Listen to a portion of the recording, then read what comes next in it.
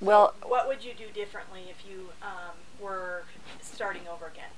well, in our case, and in any case, I would advise you to leave your assets spread out and even involved and difficult to understand and difficult to secure, and just don't let the bank know. You in your urgency to borrow some money to do your wonderful dream project, do not let them know about all of your assets, especially your children's trusts or some things you've stashed away for a rainy day. Just keep them there and keep them out of the picture.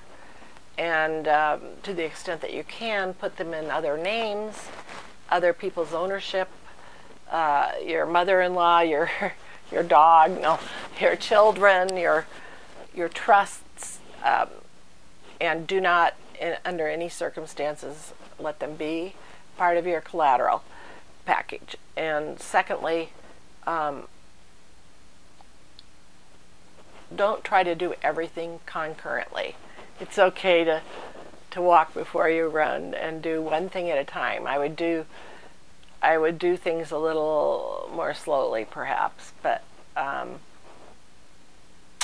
you have to make a judgment call and go with what you understand at the time, and that's what most of us do. And sometimes it works out, and sometimes it doesn't. And then as far as counsel, would you, if you have several assets spread out over different companies and secured different ways, or ownership is different, would you use the same staff to manage those things for you? I haven't thought about that one, and I think it might be wise to have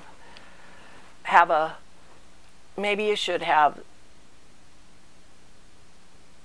a more involved person to manage your trusts and your personal assets.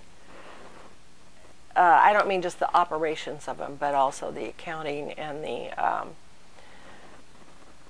situating of them, and insurance, and just the plain old caretaking of your personal assets. And then your business assets,